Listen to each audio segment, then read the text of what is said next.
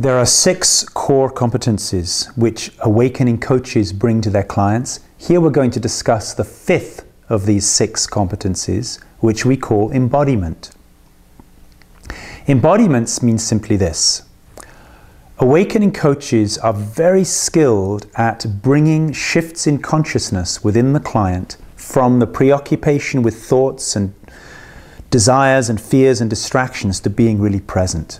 But most of us are not able to live in this way because of deeply ingrained habits which recreate patterns of separation and falling back into the unconsciousness of the conditioned mind.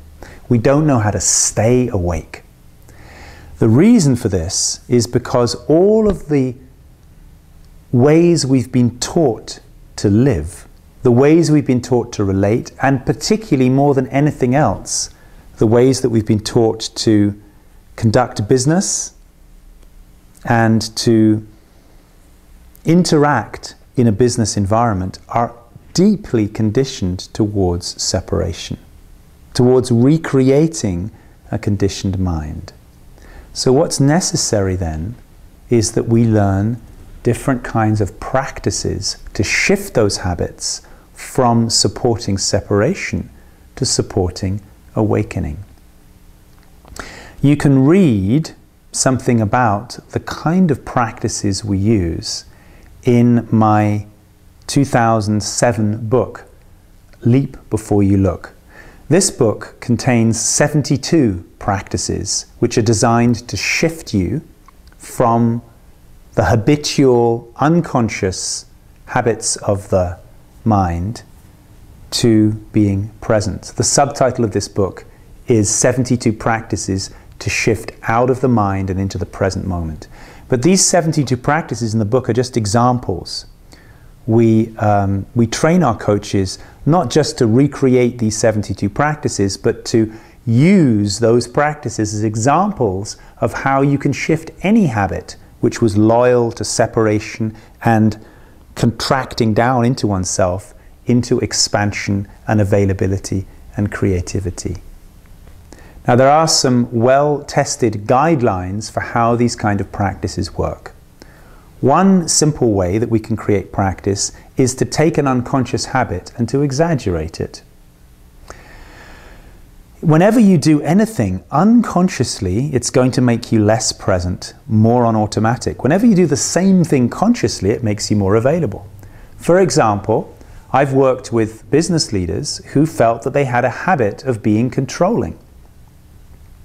And they lost the support of their team and the co-creative possibilities of their team by becoming not only controlling, but sometimes micromanaging.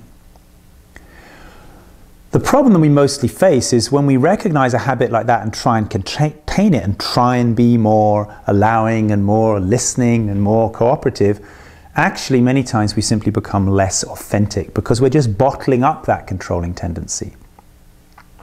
So a simple practice then, which might require the cooperation of some of your colleagues, would be to recognize the habit to be controlling and to make an art form out of it.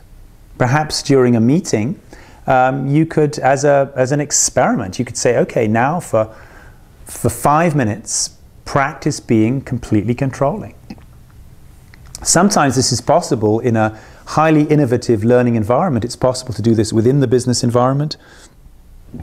If that's not possible, it's certainly possible to find particular colleagues who are willing to support the experimentation with different possibilities. Another way that we can find practices that work is to antidote habits.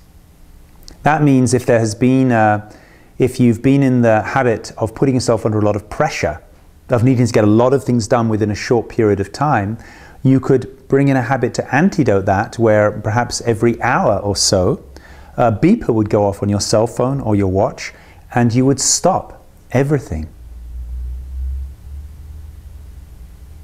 Perhaps for a minute or so, breathe, feel the whole environment through your skin, and then carry on. Now this is a practice which antidotes the habit of being busy and under pressure. There are many, many other guidelines for how to establish the right practice with the right client, and this is really how awakening coaching shifts from momentary peak experiences to an abidingly different way of living life. The awakening coach is trained first to facilitate radical awakening, which means to punctuate the client's life with moments of awakening, then how to release charges which have been in the way of that awakening, but then how to bring practices to the client's life which can embody that awakening in a more sustained way in the most challenging of circumstances.